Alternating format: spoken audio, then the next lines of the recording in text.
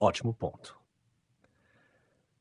Na leitura de Otto Maria Carpiot, a chamada Renascença Carolíngia é apresentada não apenas como um episódio cultural restrito à corte de Carlos Magno, mas como um pilar estruturante daquilo que viria a ser a civilização europeia ocidental. Ele interpreta esse movimento como a primeira tentativa consciente de dar forma e unidade a uma Europa nascente, após os séculos de instabilidade trazidos pelas invasões, pelo fechamento mediterrâneo e pelo isolamento cultural. Carlos Magno como patrono da cultura. Carpiot apresenta Carlos Magno não só como conquistador e organizador político, mas como patrono da cultura. O imperador compreendia que o poder não se consolidava apenas pela força militar ou pela fidelidade feudal, mas também pelo poder espiritual e cultural. Nesse sentido, sua política visava formar uma elite letrada e cristã capaz de sustentar a unidade de seu império. Daí a importância que ele atribuiu à fundação de escolas ligadas a mosteiros e catedrais, à padronização litúrgica e ao incentivo à cópia e preservação de manuscritos. Esse projeto tinha uma intenção dupla: fortalecer a fé cristã como fundamento da vida social e criar uma identidade comum para povos de origens germânicas distintas. Alcuino de York, o ministro da Educação. Nesse quadro surge a figura de Alcuino de York, monge anglo-saxão chamado por Carlos Magno para ser o grande artífice da reforma cultural. Carpiot o compara a uma espécie de ministro da educação do Império Carolíngio. Alcuino organizou a chamada Escola Palatina em Aachen, Aix-la-Chapelle, onde mestres e discípulos cultivavam o estudo do latim, da gramática, da retórica e da teologia. Sua missão era clara: latinizar os povos germânicos. Isso não significava apenas ensinar uma língua, mas impor uma matriz cultural e espiritual.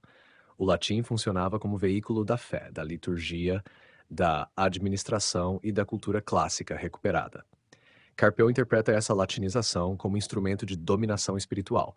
Os germânicos, que até então conservavam tradições orais e costumes tribais, foram inseridos em uma cultura letrada universal, cujo centro era a Igreja. A latinização como matriz espiritual da Europa.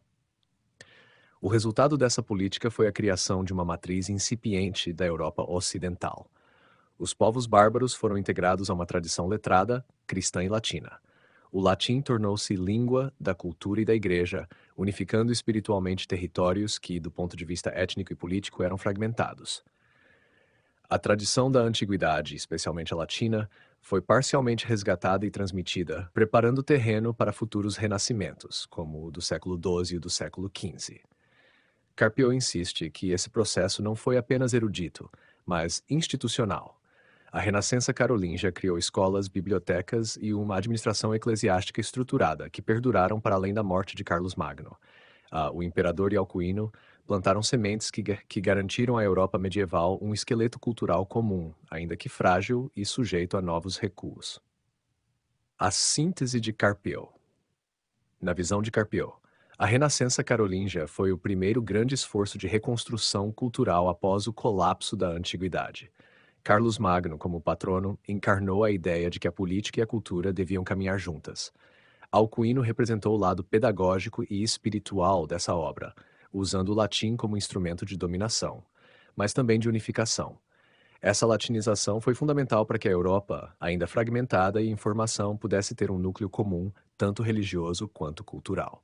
É por isso que Carpiot enxerga a Renascença Carolíngia não apenas como um florescimento momentâneo, mas como fundamento da matriz europeia ocidental, a aliança entre monarquia, igreja e cultura clássica, reelaborada para novos tempos.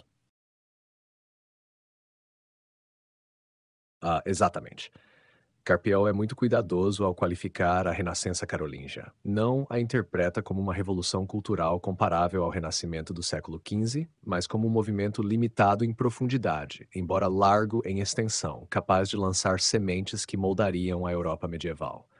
Um movimento não profundo, mas extenso. Carpiel observa que a latinização promovida por Alcuino e pelo Círculo Palatino não conseguiu transformar completamente a cultura germânica.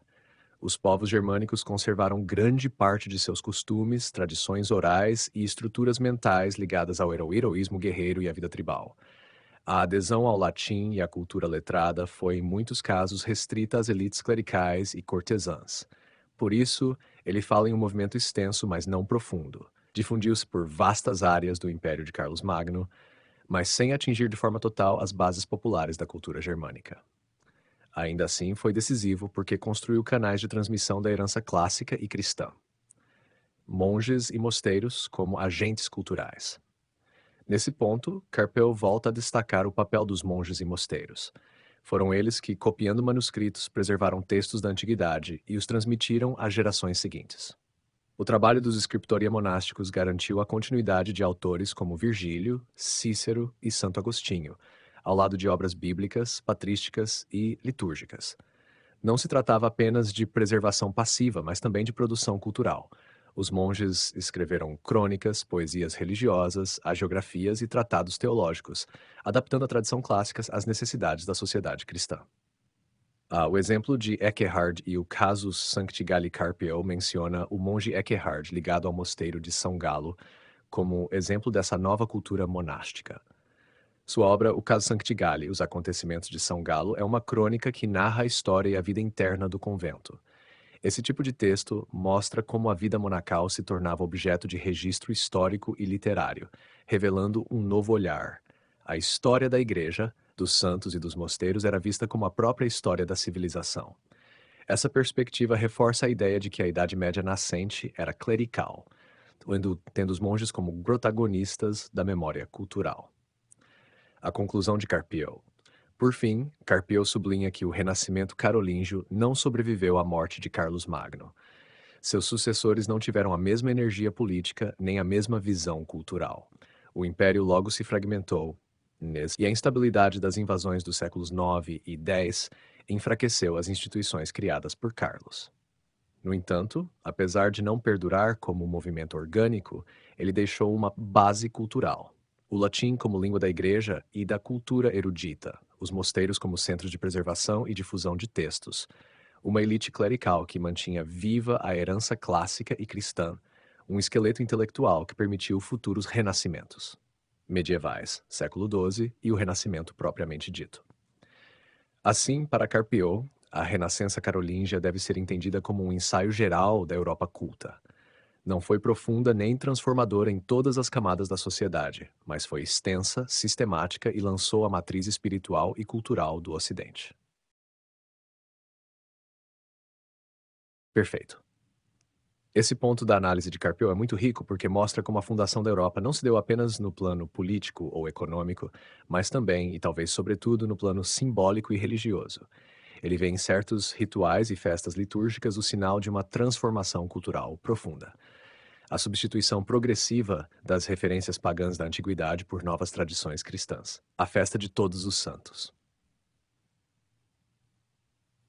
Um dos marcos que Carpio destaca é a festa instituída em 835 pelo Papa Gregório IV, a celebração de Todos os Santos no dia 1º de novembro. Essa festa tinha como centro a antiga Basílica de Santa Maria de Mártires, em Roma, que nada mais era do que o antigo panteão romano, reconsagrado ao culto cristão. Esse gesto é altamente simbólico, um edifício que fora dedicado a todos os deuses da religião pagã romana passa a ser dedicado a todos os santos da Igreja cristã. A transposição não é apenas arquitetônica, mas cultural e espiritual. A cristandade não destrói a herança clássica, mas a ressignifica, dando-lhe um novo conteúdo. Substituição de símbolos. Para Carpio, essa festa é um exemplo eloquente de um processo mais amplo, a substituição dos símbolos romanos pagãos por tradições cristãs. A Europa que estava surgindo precisava de novos pontos de referência comuns, e a Igreja ofereceu esse patrimônio simbólico. Assim, festas cívicas e religiosas da Roma antiga foram sendo substituídas por festas cristãs, templos foram transformados em igrejas, a memória dos deuses foi substituída pelo culto dos santos e mártires. Esse processo deu continuidade à forma, mas mudou radicalmente o conteúdo espiritual. O significado para a fundação da Europa. Carpio vê nesses movimentos uma verdadeira fundação espiritual da Europa.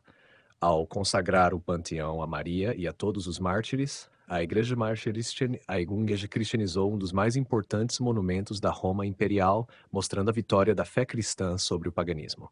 Ao instituir a festa de Todos os Santos, criou um rito universal que podia ser celebrado por toda a cristandade, reforçando a ideia de unidade cultural e religiosa. Esse processo de ressignificação deu à Europa uma memória simbólica nova, enraizada no cristianismo, mas ainda portadora de formas herdadas da antiguidade. A síntese de Carpeaux. Para Carpeaux, esse é um dos exemplos de como a Europa se consolidou como uma civilização clerical, em que o espiritual se tornou o eixo organizador da cultura. O gesto de transformar o panteão em igreja e de instituir uma festa universal como a de Todos os Santos mostra como o cristianismo soube absorver o legado romano e transfigurá-lo, criando, a partir dessa fusão, o alicerce simbólico da Europa medieval. Sim, está corretíssimo, e você captou bem a linha de raciocínio de Carpeaux. Para ele, a fundação da Europa Ocidental não foi um processo homogêneo nem linear. O cristianismo foi, sem dúvida, o cimento cultural mais importante, mas a assimilação dos povos germânicos foi incompleta. Eles aceitaram a fé cristã, mas conservaram em grande medida seu ethos próprio, o que Carpeaux chama de espírito indomável. A cristianização imperfeita. Carpeaux observa que os povos germânicos foram formalmente cristianizados. Reis e chefes converteram-se, monges difundiram o latim e os ritos, e igrejas foram fundadas. Mas no plano cultural e psicológico, os velhos valores tribais e guerreiros continuaram vivos. Havia uma camada de fé cristã que, no entanto, não anulava tradições ancestrais. A valorização da coragem, o espírito bélico, o senso heróico da vida e da morte. É nesse sentido que Carpeaux fala em uma cristianização imperfeita, não no sentido de fracasso, mas de processo híbrido, incompleto, no qual elementos cristãos e germânicos se entrelaçam. Gregório de Tours e a rudeza dos francos. Na História dos Francos, Historia Francorum, escrita no século VI por Gregório de Tours, Carpeaux identifica esse fenômeno. Gregório, bispo e homem da igreja, descreve os francos já batizados e formalmente cristãos, mas sua narrativa revela a permanência da rudeza do povo, guerras tribais, violências, vinganças sangrentas, práticas que destoam da ética evangélica. Para Carpiot, o texto de Gregório mostra como a conversão não eliminou o ethos guerreiro dos francos, mas apenas o revestiu de um verniz cristão. A cultura franca permanecia marcada pela brutalidade germânica. O Lay of Beowulf, entre paganismo e cristianismo. Outro exemplo citado por Carpeaux é o poema anglo-saxão Beowulf, composto provavelmente entre os séculos 7 e 8. Esse texto é paradigmático porque mescla elementos pagãos e cristãos. O herói Beowulf encarna valores germânicos ancestrais, coragem individual, busca da glória, fidelidade ao Senhor. Ao mesmo tempo, a narrativa é permeada por referências cristãs. Deus como juiz supremo, a providência que intervém na história, alusões à queda do homem. O resultado é uma síntese literária que não apaga o fundo pagão, mas o resignifica dentro de um horizonte cristão. O ethos heróico germânico convive com a visão teológica cristã. A síntese de Carpeaux. Na visão de Carpeaux, esses exemplos mostram que a Europa medieval nasceu de uma fusão tensa. O cristianismo deu a forma espiritual, mas os povos germânicos conservaram seu caráter próprio. Essa imperfeição da cristianização não foi um defeito, mas um fator criativo. Permitiu que o cristianismo, ao se encontrar com a rudeza e a vitalidade germânica, produzisse uma nova síntese cultural. A literatura, Gregório de Tours, Beowulf, é testemunho vivo dessa coexistência entre fé e herança guerreira, religião e espírito indomável. Em suma, Carpeaux vê que a fundação da Europa se deu por cristianização incompleta, mas justamente por isso rica em tensões e em vitalidade. Uma fé universal que se adaptava, sem jamais apagar completamente os traços profundos das culturas germânicas. Perfeito, você reconstruiu com precisão o fio da análise de Carpeaux. Ele insiste que no período de fundação da Europa, germanismo e paganismo não foram simplesmente eliminados pela cristianização, mas permaneceram como camadas profundas da cultura europeia, influenciando tanto a literatura medieval quanto o imaginário moderno. Germanismo e paganismo como herança cultural. A conversão dos povos germânicos ao cristianismo não apagou sua bagagem religiosa, mítica e cultural. O que Carpeaux mostra é que o germanismo, com sua visão heróica, tribal e guerreira da vida, e o paganismo, com seus deuses, sagas e cosmogonias, continuaram a se expressar em formas literárias e históricas. Essa sobrevivência evidencia que a formação da Europa não foi uma simples substituição, mas uma síntese tensa entre fé cristã e herança bárbara. História Langobardorum de Paulo Diácono. Um exemplo importante é a obra de Paulo Diácono, monge do século VIII e autor da História Langobardorum. Carpeaux destaca esse texto porque nele a transição entre paganismo e cristianismo aparece de maneira mais tênue e gradual. Paulo Diácono, já cristão, narra a história dos lombardos sem romper totalmente com o imaginário ancestral. Sua crônica mistura relatos históricos com lendas tribais, genealogias míticas e tradições germânicas. Isso mostra como a memória coletiva dos povos bárbaros não foi simplesmente apagada, mas integrada à nova moldura cristã. Ashta, as sagas nórdicas e a Edda. No norte da Europa, onde o processo de cristianização foi ainda mais lento, o paganismo germânico legou um conjunto literário sui generis, as sagas e as Eddas. Escritas em língua islandesa entre os séculos XII e XIII, mas transmitindo tradições muito mais antigas, essas obras preservaram os mitos, deuses e heróis da Escandinávia pré-cristã. A Edda poética e a Edda em prosa reúnem hinos, lendas e narrativas cosmogônicas que posteriormente serviriam como base para a mitologia nórdica. Essas fontes guardam um mundo ainda bruto, no sentido de Carpeo, um universo heróico, marcado pela violência, pela honra, pela fatalidade do destino, mas também por uma poesia de grande força simbólica. As sagas islandesas, por sua vez, oferecem relatos quase biográficos e narrativas familiares que misturam história e mito. São testemunhos de uma literatura única, que não se enquadra nos modelos clássicos nem totalmente nos cristãos. Daí Carpeu caracterizá-las como literatura sui generis, um gênero próprio, surgido da rudeza germânica, mas dotado de uma vitalidade criadora singular. Do medievo ao romantismo, Carpo ainda ressalta que esse paganismo literário nórdico, preservado nas Eddas e nas sagas, não ficou restrito ao período medieval. Ele seria redescoberto e valorizado muitos séculos depois, especialmente no romantismo do século XIX, quando autores e intelectuais, como os irmãos Grimm ou poetas nórdicos, buscaram na mitologia germânica uma alternativa às tradições clássicas greco-latinas, reconstruindo um passado épico nacional e mítico. A síntese de Carpeu. Assim, o diagnóstico de Carpeu é claro. O germanismo e o paganismo sobreviveram à cristianização como força subterrânea da cultura europeia. Obras como a História Langobardorum revelam transições híbridas, onde o cristianismo se sobrepõe, mas não elimina os mitos ancestrais. As Eddas e as sagas nórdicas constituem uma literatura única que registra um mundo ainda bruto, mas cheio de vigor simbólico. Essa herança ressurgiria mais tarde como fonte de inspiração estética e nacionalista para os românticos, mostrando que a fundação da Europa foi também a preservação e a transformação de tradições bárbaras em matéria cultural viva. Excelente lembrança. A figura de Egil Skallagrimsson, poeta e guerreiro islandês do século X, é um dos exemplos mais vívidos que Carpeu utiliza para ilustrar como o espírito germânico pagão persistiu, mesmo já em plena Idade Média cristianizada em outras partes da Europa. A vida de Egil Skallagrimsson. Egil viveu entre cerca de 910 e 990. Era descendente de uma família de chefes islandeses e típico representante da cultura viking. Guerreiro feroz, explorador e também poeta. Sua vida foi registrada na Egil Saga, uma das mais importantes sagas islandesas.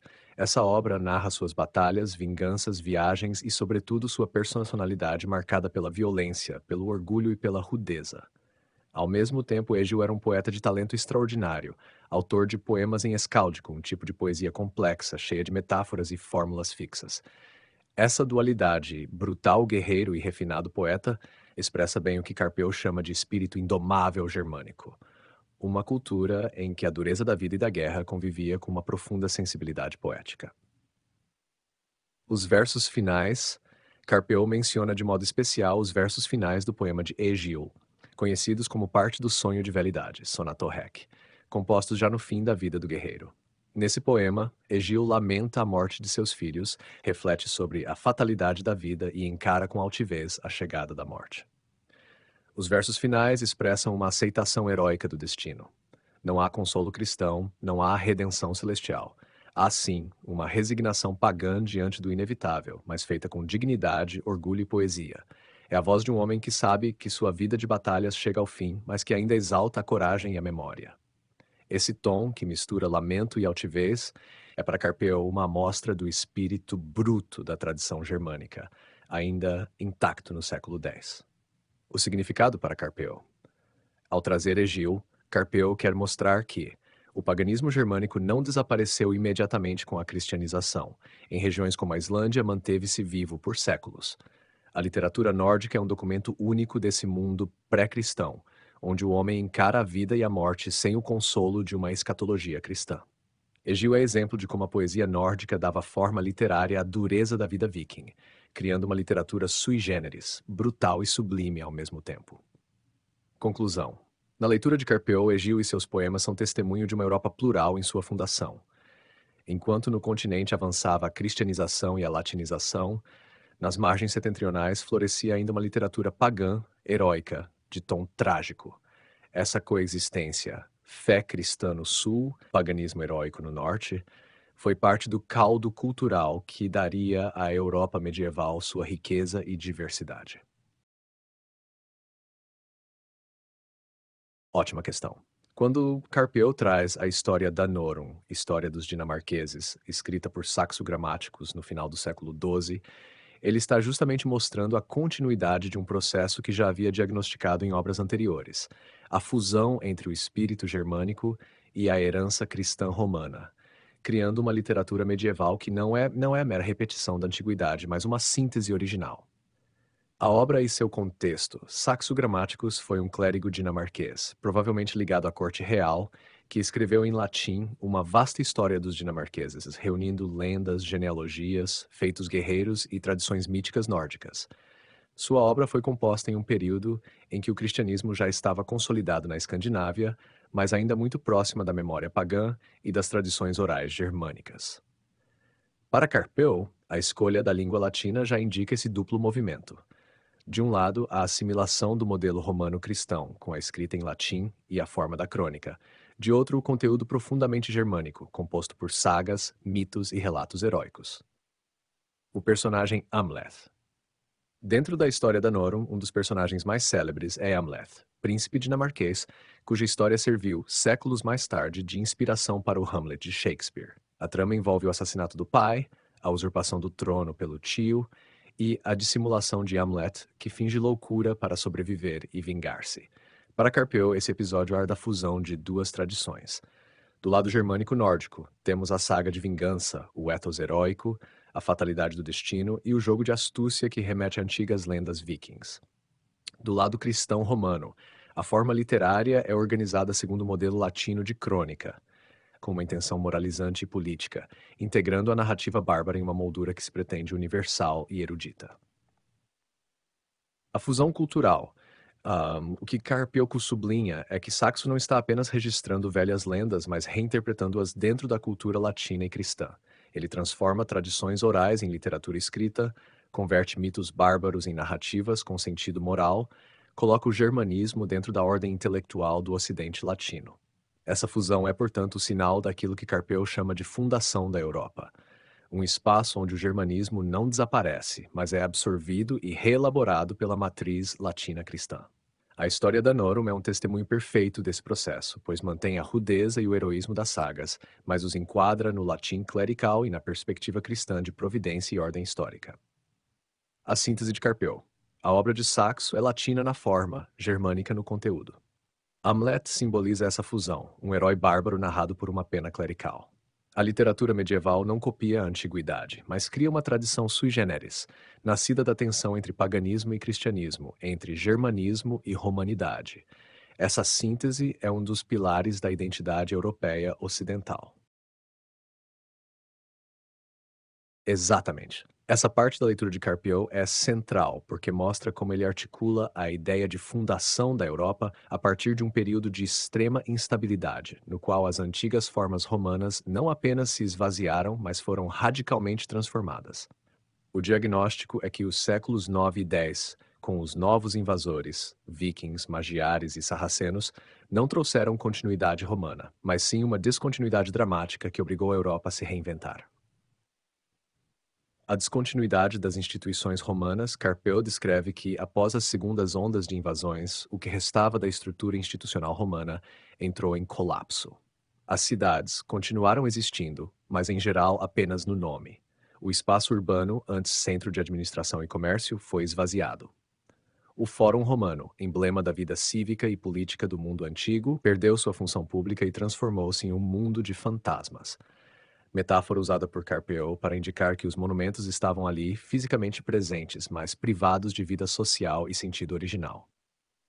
A romanidade deixou de ser uma realidade vivida para se tornar um vestígio, um fantasma de uma grandeza passada. Usurpação feudal e guerras intestinas. Com a decadência da centralidade imperial e o fechamento do comércio mediterrâneo, a vida política e social deslocou-se para o campo. A aristocracia rural apropriou-se das terras e ergueu castelos fortificados, que se tornaram polos de poder militar e econômico. Essa usurpação feudal trouxe consigo novas formas de conflito. Não grandes guerras imperiais, mas guerras intestinas entre famílias, linhagens e aldeias, disputando terra, tributos e influência. Era uma fragmentação em que cada senhor impunha seu poder de forma local, em substituição às antigas instituições universais. A decadência moral, Carpeaux fala também em decadência moral, não apenas no sentido religioso, mas social. A brutalização da vida cotidiana, marcada por violência, pilhagem e insegurança, em contraste com o ideal de ordem romana ou mesmo com a aspiração universalista da Igreja. O espírito heróico germânico, quando não moderado por instituições estáveis, degenerava em violência senhorial, exploração dos camponeses e rivalidades incessantes. A referência a Christopher Dawson. Aqui Carpeaux se apoia em Christopher Dawson, 1889-1960, que em The Making of Europe, 1935, interpretou esses séculos como um tempo de retração e transformação profunda, no qual a Europa deixou de ser uma parte do mundo romano para se tornar algo novo, autônomo. Dawson também via as invasões e o feudalismo não apenas como destruição, mas como etapas fundacionais. O colapso das instituições antigas abriu espaço para a criação de novas formas sociais, espirituais e culturais que definiriam a Idade Média e mais tarde a própria identidade europeia. Carpeaux absorve esse ponto de vista. O aparente retrocesso foi, ao mesmo tempo, condição de possibilidade de uma civilização original. A síntese de Carpeaux. Assim, Carpeaux constrói esse cenário de descontinuidade para reforçar a sua tese maior. O Império Romano desapareceu, restando apenas ruínas e nomes. O poder foi pulverizado nos castelos feudais, com guerras internas e violência cotidiana. A moralidade social entrou em crise, substituída pela lógica da força e da usurpação. Mas nesse vazio surgiram as condições para a construção de uma nova Europa, com base feudal, rural e clerical. É nesse contexto, ecoando Dawson, que Carpeaux afirma que a fundação da Europa não se explica por continuidade linear, mas pela capacidade de transformar uma crise de decadência em base para um novo florescimento.